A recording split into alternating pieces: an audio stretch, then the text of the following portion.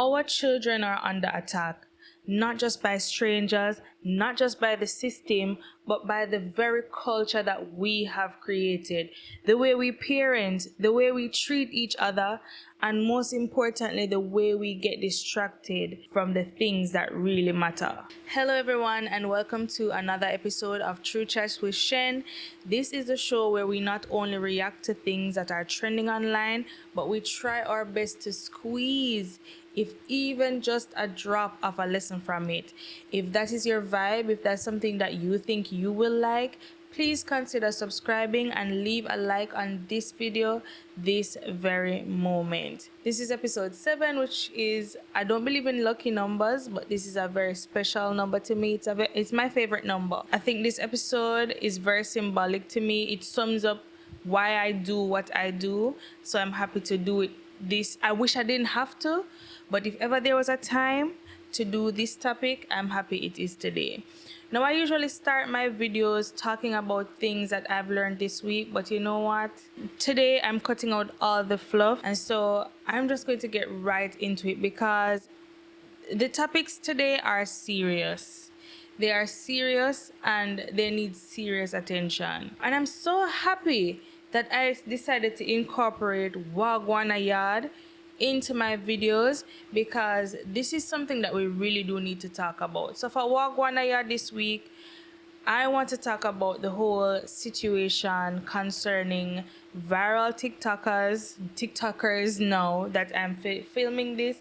It is the 30th of September and more has developed. So what I want to talk about is a situation concerning viral TikToker, Jamaican TikToker Rosalee, and the fact that her children were recently taken from her by the CPFSA. That is an organization similar to CDA of America, which really exists to consider the children first. They're an agency that really is concerned about the welfare and well-being of our children. We don't even beat them. We don't even punish them. Me not lick them. Me not punish them. Me not do them nothing. When I sometimes Shanta will face them, I gotta watch your tone. I lick them and I lick them. Clapping at them. And we come here, come beg. We are work for something for them. It's hard. Cha-cha. It's hard. Me don't even lick them. I didn't even lick me, not lick them. Me not lick them. Me not beat my pity them, me not lick them. Me make them comfortable. Me try to make them comfortable. Me try to tell them, so wait, me I try. Me try to focus. A human being. When they tear me down and rip me apart and I finally get somewhere valuable to me. Oh my God. When I finally get something valuable to me, when I wanna do it, Paya. I wanna do it. I wanna do it, Paya. Uno do it, Paya. Uno do it. And I finally, sister, when I can't break, I'm gonna try the best, and the sister, me unbreakable, and I finally reach it. I wanna break my Paya. Now, first of all, I realize that a lot of persons are using this situation as a way to body shame and discriminate against another person. And let me just say right off the bat, this is not that type of video. If you're looking for a video where I am going to call her names and make fun of her, that's not the vibe. That's not what you're going to get here. I'm so not even sorry to disappoint. I'm proud to disappoint you on that. I realize that a lot of persons are using this moment as a moment to speak ill about her and about her body, the body that she did not create, the body that God gave to her, the body that she has to live in every day, the body that those same children have. They look very similar to her. So in tearing her down, what do you think you're doing to those children? You know what? Let me not even. If you're a horrible person, be a horrible person. Don't hide behind a situation to act like a good Samaritan and all the while you're being a horrible person. I don't respect that. The days of calling people out, those things are for teenagers, for children who aren't, and young people who really don't just don't understand the or don't I don't think they have gotten to the place yet where they understand the real gravity of the words that you speak and how you speak and what you say about people. I'm not saying I haven't been there. I'm not there right now, and I'm not going there. I'm not going there at all. I don't respect people who are using this moment as a moment to be horrible people and hide behind, I'm looking out for the kids. The kids look just like her. So please spare me. Like I said before, this channel is one where we try to learn from this situation, and there is so much to learn from this situation, and I just want to highlight a few things that have really stood out to me from this. Let's first of all talk about Jamaican parenting culture. And when I say this, I'm not saying that everybody in Jamaica parents this way. I must thank God eternally for the mother I have. My mother has never called me out of my name. The most my mother will say to me, would have said to me as a child, is "girl." And if my mother says "girl" to you, you know she's really upset. I can't even count on my hand. There are so many things that we really do need to, so many thought processes that we need to tear down as a Jamaican people. And I think one of the first ones is the way that we parent and the way that we speak to our children. Now, if you're not new here, you know that I always speak about the power of the words that we speak out of our mouths. Even as it relates to the songs that we sing over our lives, the words that leave your mouth are very powerful. And I think we have normalized a way of communicating with our children here in Jamaica. And I'm not saying it doesn't happen anywhere else. I'm speaking for Jamaica because this is my culture and this is what I know. And so we have normalized speaking down to our children so much that it seems like a normal day. It's not normal for people to speak to children in this way. For those who do not know, Rosalee is a TikTok sensation here in Jamaica. She basically goes live every single day for a majority of her day. And because she's on live so much during the day, we get to see a lot of her life. And there have been many instances where we were able to see her actually communicating with her children. And many of the instances that she did communicate with the children, it was not in the most loving and caring manner. Before I wake up, I sit by you and take on one. Sometimes stabble up and speak, you know. Triple. Get your speech out.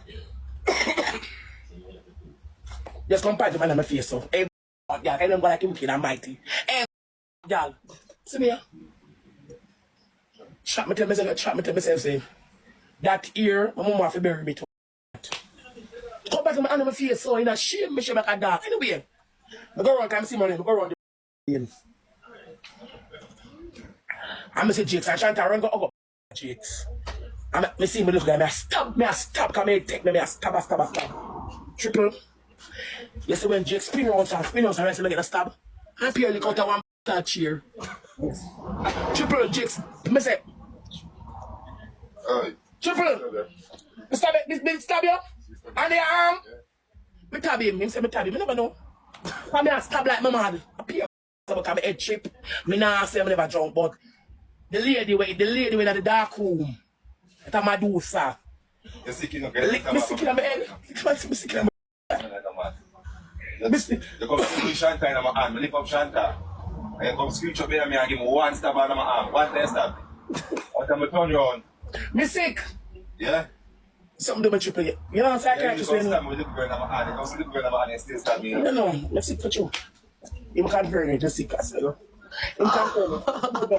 Oh, you lift up Shanta, so you wouldn't You lift up Shanta, so you wouldn't get the stab. I don't know. I'll pay me that. Put this back on the dresser. And when you know how to go take the time and go beard it. And they will stink.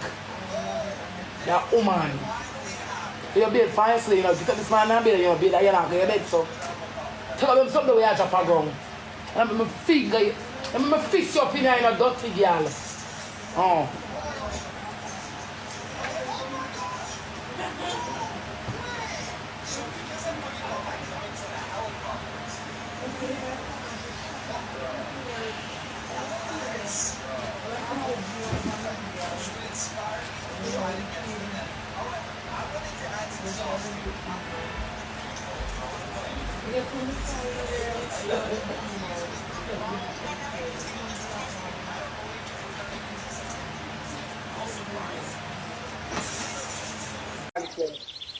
Santa! Don't make a cuss and go and bad to them in the world know me is a mathematics. Give the little girl a... Don't make me come back in her face. Give her a headphone. I'm not in fear. What is this? Give her a headphone.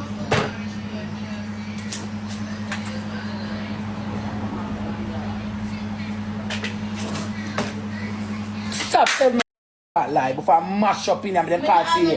Give her a headphone. Me not have headphone for. Wait there. See the right there, so. Wait, take it up, give me. For mash up in them can't see the whole ST and far. And the whole works. I know, I'm to you. Me tell some top tell me lie. Oh, you mean have a You never headphone? have it. Pass it, give me give her it. Excuse the present for your son. Yes, I'm up here, so headphone, I don't have the headphone. Hello, miss. Hello, let me get up to you because you're not going to like it. You let me come thump in your mouth. See, son, this is your mouth. Hey! Kayla, come for this.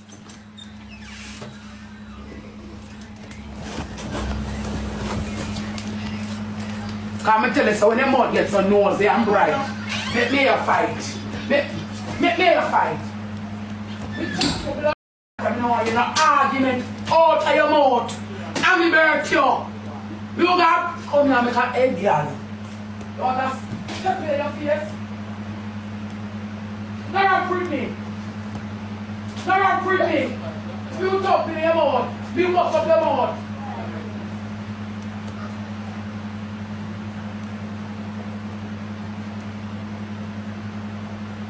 You bust it up. Oh.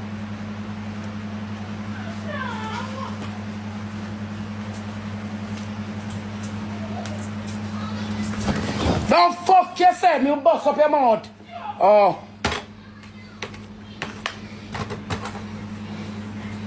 You get too tame from the one that they are ups. I like you to remember who me be. Oh.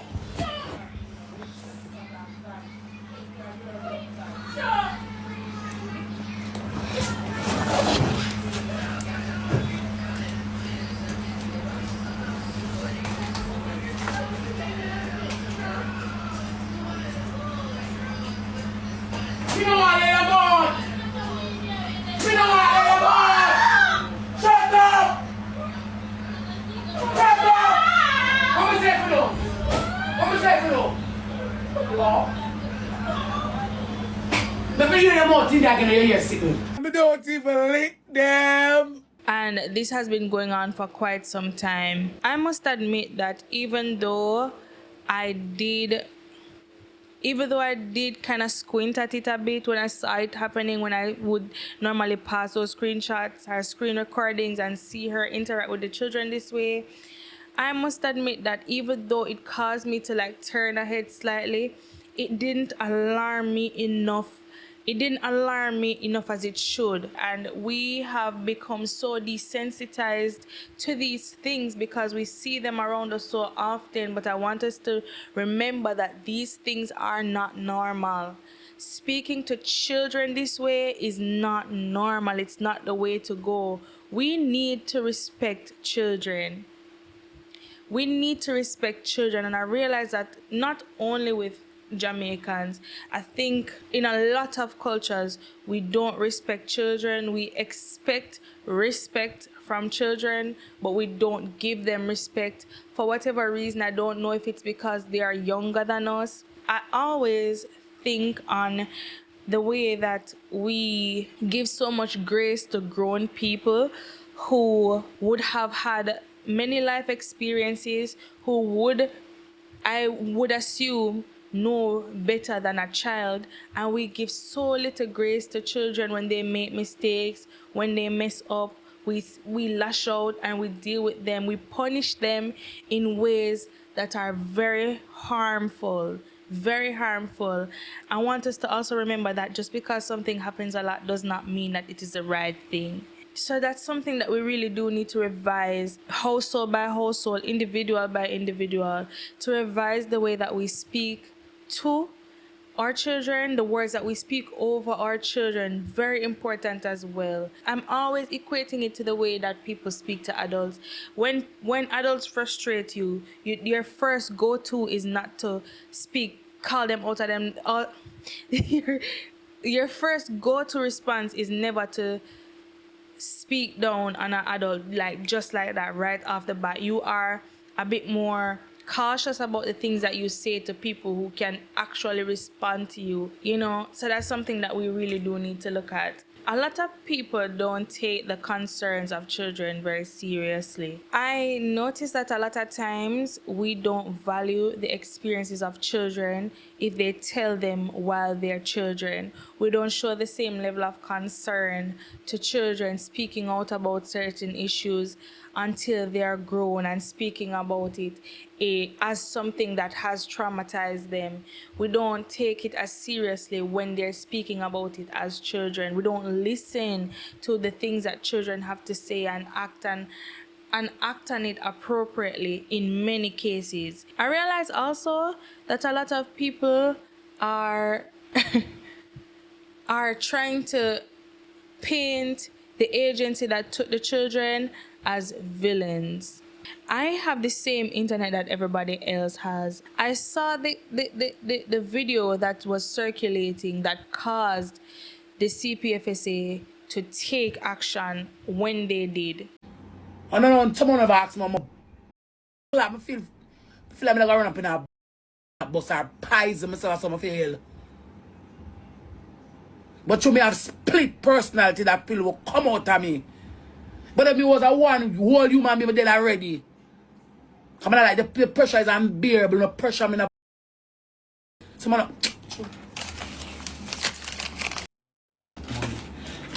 Me have to mash up all things in here, you know? Mash up them. I say if I just such a rhythm, lick out that glass. Cause sometimes the pressure does feel like more mad, crazy, and just mash up like the place of fire.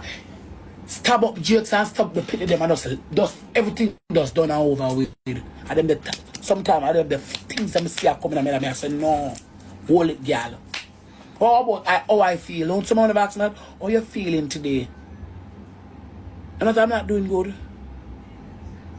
After the children were taken, we heard from Rosalee that she had been getting calls from the institution advising her to make changes in the way that she does things. And we see that those changes were not made, so much so that she, I would call it, made a threat on the lives of the children as well as her spouse or the father of her children. And I don't understand why people are trying to paint the organization out to be villains that separated a happy family when we know that is not the case. I know that if those threats were ignored and then eventually acted upon by this lady, that everybody would be shouting to the rooftops asking where were the organizations that should be helping the families.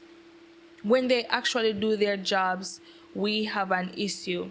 And I also hear a lot of people saying that when children go into the homes, well, the homes meaning like wherever they place the children, it's not like they're going to be in a better position than they are at home, meaning that all type of things can happen to them while staying at those institutions. That's for the parents to know.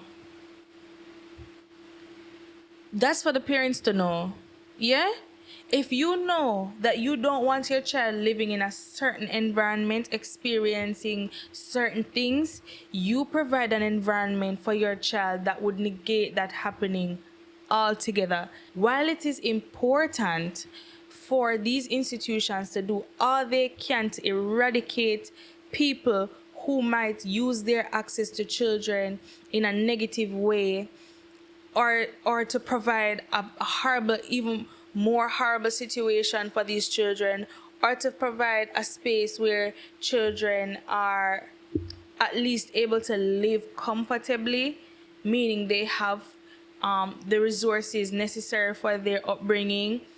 While it is imperative that those things be implemented throughout the institutions and that they eradicate people from those institutions that will do these children harm, it is equally as imperative that parents understand that whatever environment they do not want for their children, they should be providing an environment that would make it impossible for those children to end up in those situations. So, even though a lot of people are calling them out, or were calling them out, I applaud them for at least looking out for the best interests of children and not taking threats lightly, threats upon their lives lightly.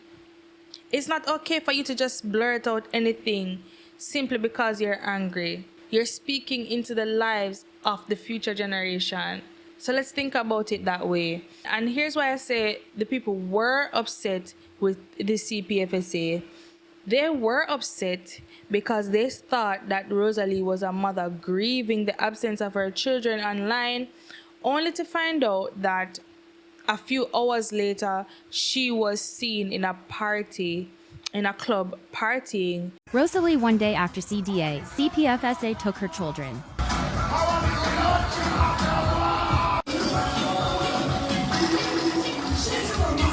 Fresh drop.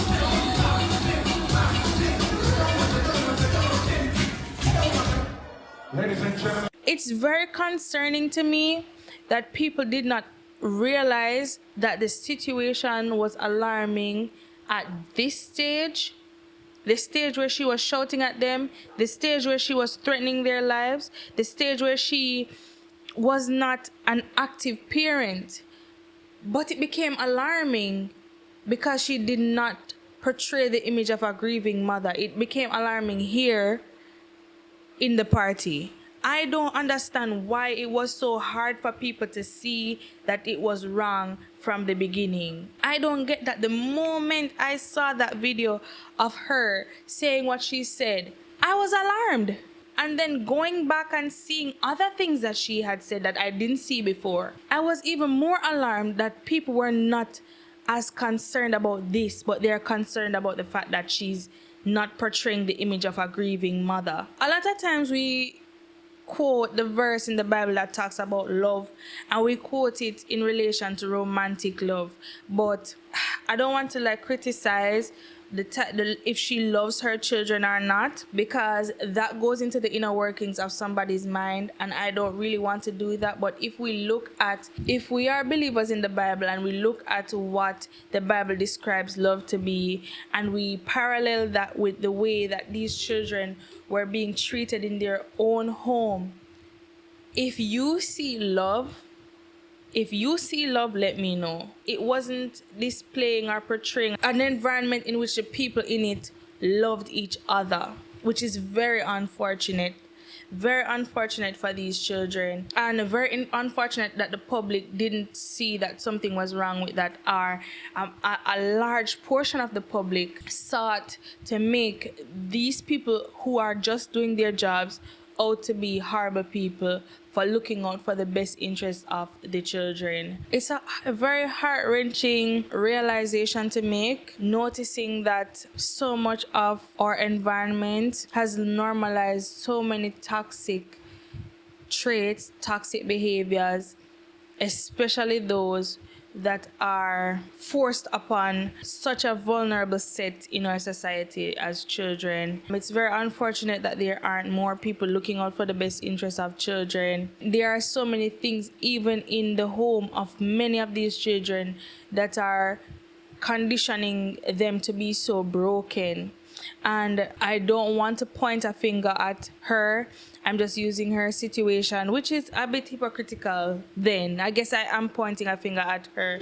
But I want us to take this situation in and also reflect on our actions, especially as parents and people who want to become parents in the future. It might not look this extreme all the time, but there are things that we do, small things that we do, that equate to the same thing mentally for these children. And I want us to always reflect on the way we speak. Even I myself, and I have a toddler, and sometimes I have to say it's hard striking a balance, trying to be a disciplinarian and also trying to be soft, but not too soft to where you're not respected. It's hard.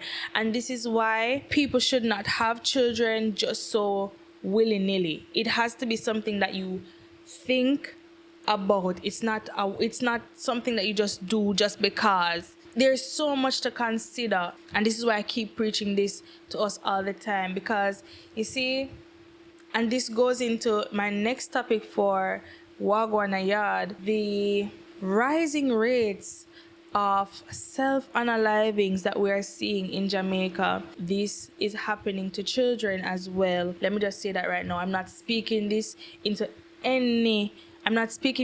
anybody's life, but it would be foolish of me to ignore the fact that a lot of the times people being burdened with their own lives decide that it's not worth living anymore.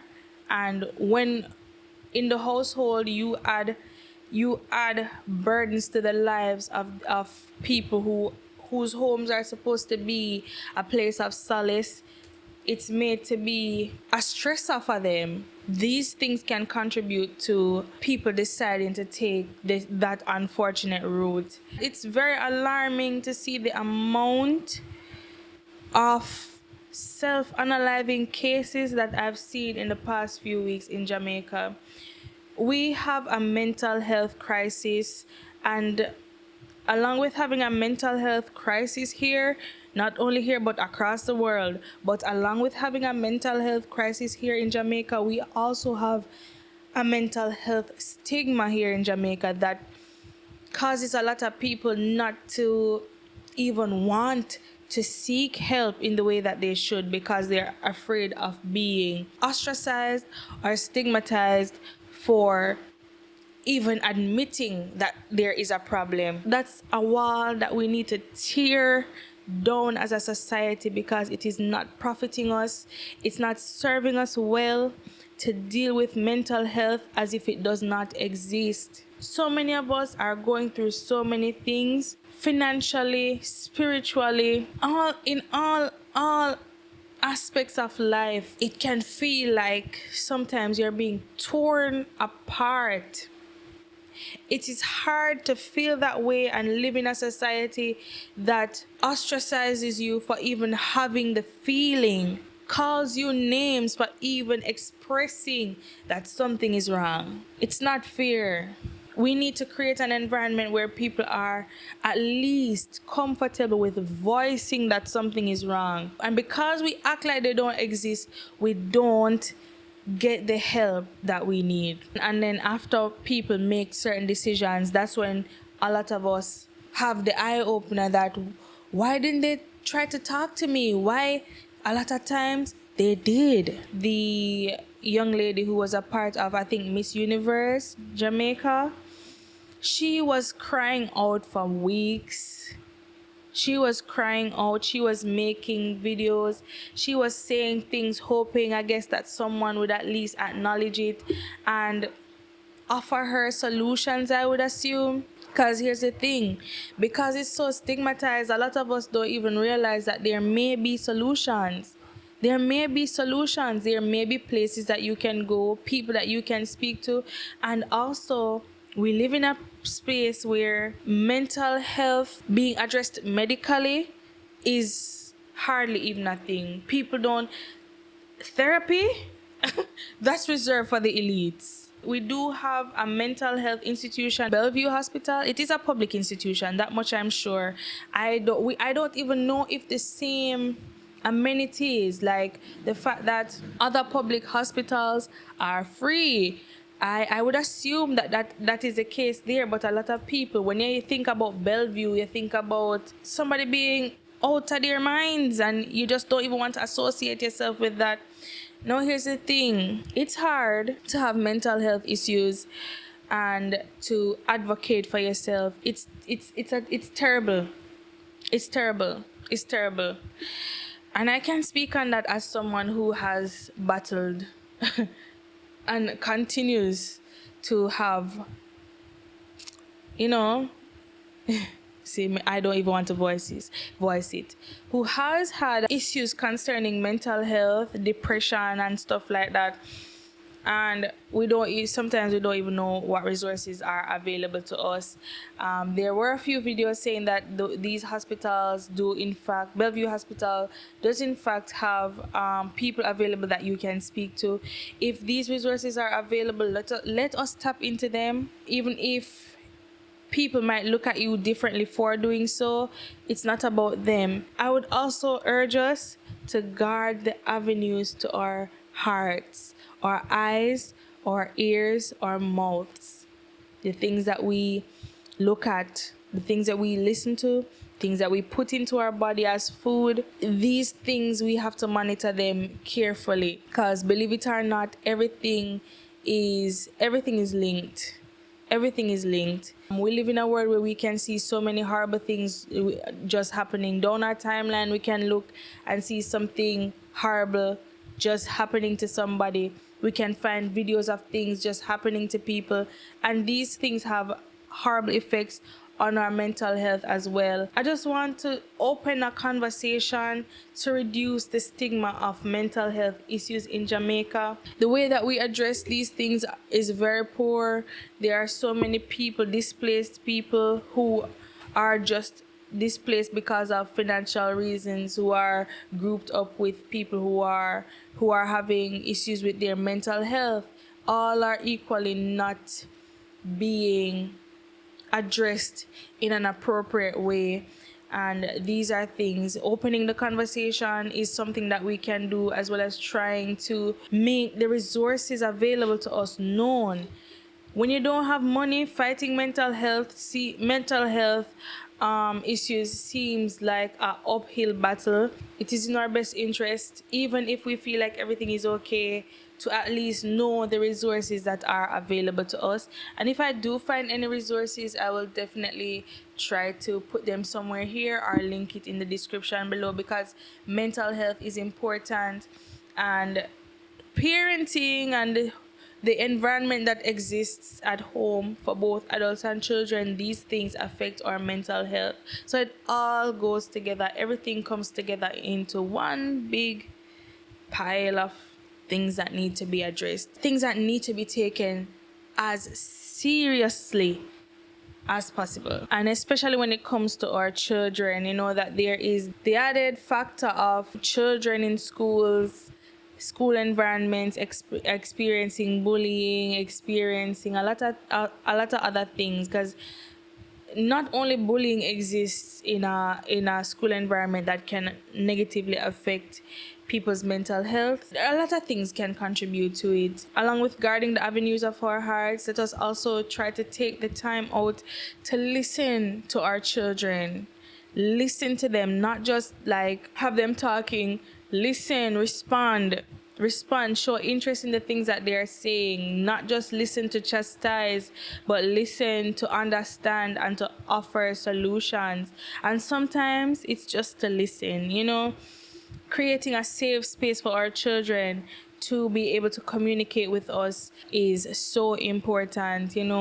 I truly believe that children are under attack. So many children right now are choosing the route of self-deletion, and it's so unfortunate. As someone who had certain thoughts as a child and did not go through with it, if you hold out, things can get so much better. And this is also why, even though a lot of people do not want to subscribe to having any faith or being a part of any religious structure, these things are important because it does give us hope.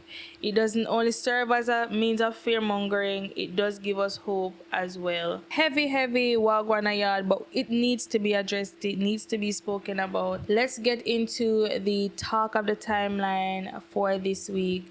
I want to talk about the fact that Cardi B is pregnant with her fourth child with her boyfriend Stefan Diggs. Before I go into it, I just want to say congratulations to her. A child is a blessing. A child is a blessing to our lives, and it's time we treat them accordingly. In the midst of it being a blessing, there are things that we as poor people, not even just as poor people, there are things that need to be spoken about, because I think a lot of people see Cardi B as a role model, and I want us to understand that these things are not patterns that we should be repeating in our own lives. So while Cardi B can do whatever she wants with her life, I want to make it very clear that these aren't things that we should be doing in our lives. All of us who know who Cardi B is, who follow her, well, or at least have knowledge of who she is and her life over the past few years, understand why this might seem disappointing to many. I mean, it's not our place, it's not our lives, we can't tell people what to do. However, let's not act daft. It's obvious why it might be a disappointing thing to many of the people who are looking up to her. We watched her go through so much with her husband, Offset, so much that she was going through, and then bearing 3 kids with him, and then things did not change, right? We saw that happen before her eyes. We saw the crash outs, we saw the arguments, we saw the lawsuits, we saw everything. And we were so happy for her to be released from that situation, to branch out and be able now to just live separately and do whatever she pleases. The whatever she pleases this time resulted in a new life. And I was listening to her talk about how the pregnancy happened and saying that she was having a little fun. People were saying, have fun, and she had a little bit too much fun, and here's the baby. Everybody kept telling me, like, I should have fun. Yes. And we had a little bit of too much fun, and now I'm here. I'm here. We had too much fun. And yeah, we're very excited. We're very happy. And that didn't sit right with me. I think with the amount of knowledge that we have in this day and age, talking or thinking about childbearing in that manner is not only harmful, but it is very nonsensical. I'm trying to find a better word, but it does not make sense. Whoopsie babies should not be a thing anymore. We have so much resources available to us, whether you are rich or poor, especially in Jamaica. You can go and get birth control for free. These things are available to us, and for us to approach parenting in that way is very disappointing. I want us to remember that each child is a life. It is a life. These children don't remain children forever. They are born as cute, cuddly, squiggly little babies. They don't remain that way forever. We have to treat children like we are bringing up a generation behind us. We can't just have children like, oh, you know what, I'm just having the sex and now I'm pregnant. I'm just having the sex and now I'm pregnant. I'm having sex and now I'm with child. We are past those days where those things are just normal. We have too much available to us to be thinking about children in this way. Cardi B has money, yes, because that seems to be the argument whenever anybody talks about anything having to do with rich people making poor decisions. The argument is always, oh, well, she has her money. Okay, lots of people have money. They're still traumatized and are still traumatizing other people because of their trauma. Let's all remember once again that life is a group activity. It's not only about you. The children that you nurture grow up to be adults who end up nurturing other children. What are the things that we are passing on to the generations below us? What are we doing? How are we showing up? Each child should be planned, especially when when you reach a certain age. Making mistakes as a young person is understandable. We don't have the same lived experiences as we do when we grow older. We don't get to see certain things. Our brains are not developed as much to understand how impactful certain decisions can be until we are there. But making certain decisions at your grown age, no, that's not the way to go. I will never encourage that. That is not the way to approach childbearing. Children deserve more than to just be something that happened because you're having fun. They deserve their lives, the story of their lives deserve to be much more than that. And I'm not saying that because I was a child who happened because my parents were having fun. They were young adults, 21, having fun, and I happened. So I understand that these things happen, right? I'm not saying that every child born under certain circumstances have no choice but to be traumatized. That's not what I'm saying. But if you have certain lived experiences and you can make certain decisions and make different and make different decisions, why not do that to ensure that your child is in the best environment possible? Having a big, nice, clean house, that's one thing. It's an asset to a child's life for sure.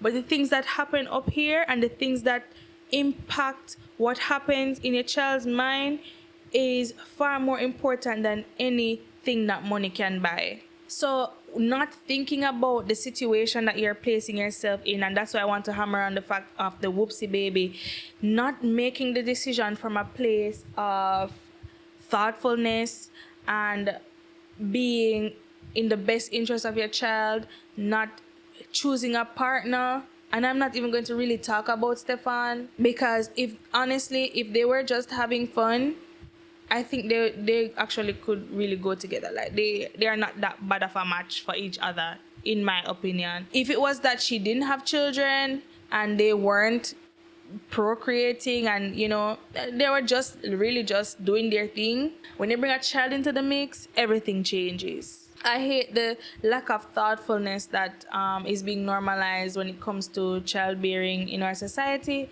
We should really think about those things. Think about the partners that you're having your children with, the environment that you're currently in, how that can and will affect the children. And there's so much to think about. It's worth noting or pointing out that when it comes to so many other things in our lives, we are so thoughtful about it. We're thoughtful about our careers and so many other aspects of our life, especially when money is involved. But when it comes to bearing children, it's nothing. It's nothing. And that's something that we really do need to reflect on. Let us remember that it's more than just having a child. You're raising that child as well to become decent human beings, decent adults. So let's always keep that in mind. I want to also talk briefly, very briefly, about this situation with David, the singer, and the body that was found in his car belonging to a minor girl who he has been seen with, share matching tattoos with, and all of these things. It's a very gruesome story, which is why I won't be getting into the real details of it. But just to give you a brief synopsis, he's a singer. He is alleged to have had an intimate relationship with this 14-year-old child, and it is alleged, it's being said that she was unalived by him. Her body was found in his car. There's no concrete evidence saying that he did it, but based on what we are seeing now, it's pretty obvious to many of us that he was at least involved in some way with her unaliving. And I wanted to use this to not to talk about that specific situation. I do express my condolences to her family and friends, people who loved her, who are now experiencing such horrible events. It's hard to think about things like these, especially to happen in the way that it did. But I want to take this moment to help us to reflect, because when I see this as a parent, I'm thinking, what can I do? I know that children are children, and I know that sometimes it doesn't matter what you say or do, children do what they want behind your back. But it's causing me to reflect, because she was a runaway, and she ran from home to be with this man multiple times, it seems, based on what I'm seeing online. Everything is alleged. I don't know these people. I can only go from what I saw, what I have been seeing online. What can we do as parents to try to at least minimize things like this happening to our children? Minimize ever having our children run into the arms of other people for comfort, or in an act of rebellion, or things like that. I don't know the kind of environment that Celeste grew up in. This is not me knocking her family and saying that they didn't do a good job. I am just trying to see what I can do as a parent to cause that to never happen in my household. A lot of times we don't create an open space for children to express themselves and to speak freely to us. And I said freely, not to disrespect us or in a disrespectful way, but to be able to express what they feel freely. We don't sometimes create an environment like that for our kids, and that causes them to seek validation elsewhere. I understand that even though as parents you can do all that you want, you can do everything, you can try to do everything in the best way possible, it is impossible for us as parents to control every single thing that our children do. But the aim is to at least reduce the risk of certain things happening, of things like this happening. We do, in fact, need to create a space where our children feel emotionally, physically, and emotionally safe expressing to us, speaking with us. We should have and even with saying this, I understand that this is the thing to do, but how do you do it? How do we do it as parents? How do we cultivate an environment like that? Respect remains, and also free communication also exists. It's a very tricky place, but it's something that we have to establish. It's important for us to have the hard conversations with our children about grooming, about what that can look like, about spotting the signs of these things, which means we have to know them ourselves.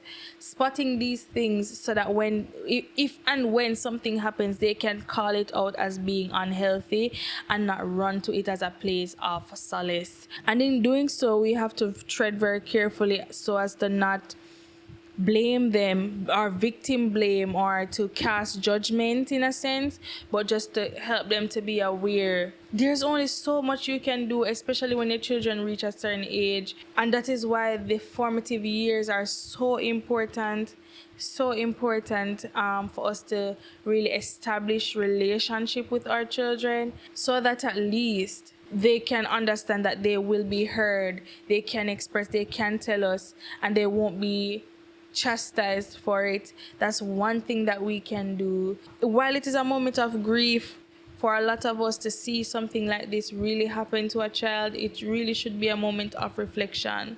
It shouldn't be about us running up David's streaming numbers and looking at the songs. And I remember also we need to guard the avenues to our hearts, because I tell you all the time, music has meaning. Be careful of the things that you put into your mind, right, while you're trying to be a TikTok detective. And like I said before, the formative years of these children's lives are so important. And let me get into the hard work, because it is very sad how distracted we are as adults.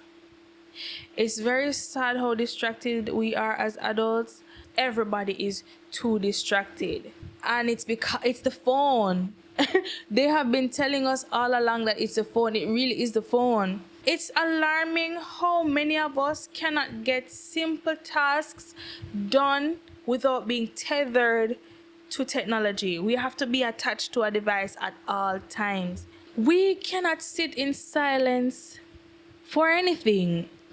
We cannot sit in silence at all. When was the last time you heard your own inner voice? When was the last time you actually took a listen to your thoughts? Everything that we do, we have to have some kind of distraction. We have to be looking at our phones 24/7.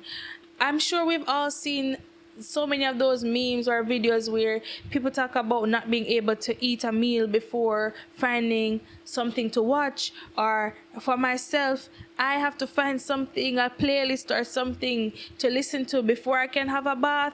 There's nothing that you do without noise, without the noise of somebody else's opinions, someone else's voice in your mind at all times. There's no way that this can positively affect us if we're doing it so often. I think it's surprising to no one that these things also affect the way that we parent. We are so consumed by our phones. We don't take the time to spend time with our children and speak with them. We also sometimes hand them off a phone so we can have quiet moments. The quiet moment being you being on your phone for many of us. Who is parenting our kids? Who is doing the parenting? This is not to call out you, it's also for me. Because so many times I've handed my baby a phone just to be able to sit down somewhere. And it's not healthy. These things are doing the parenting for us. We cannot allow that to be. We don't spend the time with our children in the ways that we should. That also shows in the way that people socialize these days. They don't have good social skills. A lot of us as adults don't even have good social skills. And it's because we're so attached to these tiny devices in our pockets. We are so distracted. We don't see what really matters. When was the last time you spent some quiet time with your family? Just being still, not even still, just spending time with each other. No TV, no phones, no nothing. Just listening to each other, playing with each other, having fun with each other without the phones. There are so many of us who have not had a quiet moment in ages with our family, spending time with our family in ages. That's not healthy. You see, so many times we want to stray away from what people did in the past. And mind you, let me say, there are a lot of things that were toxic from what people did in the past. But there's a lot that we can also learn from it and things that we need to incorporate into our lives from the past as well. There are so many traditions that we are losing also as a people because we don't sit and talk to each other. We don't share experiences with each other. There are so many recipes that we miss out on because we don't cook as a family. There are so many stories, folklores that we don't know because we don't talk to the older generation in our lives. So much that we're missing out on that we're not even seeing because we are so distracted by our devices. And I know this might seem a bit hypocritical because if you're watching this, you're on a device watching me right now. And I want to take this moment to urge you and myself to participate in more frequent moments of stillness, of family time, devices included. We don't need to be tethered to our devices all the time. There's so much we can learn from each other, so much we can learn from our environment. We don't even spend time in nature anymore. So much more to do than to just have our faces plastered onto our phones. So, in closing, I urge us to spend some time with our families today and try to do it more and more each day until that becomes the habit instead of these devices. And it's hard because it's something that we have become so accustomed to, but there's nothing that is impossible. And if doing that can help our children to learn something or to grow or to become better in any way, I think that is incentive enough to at least try. So yeah, that's all I wanted to say to you today.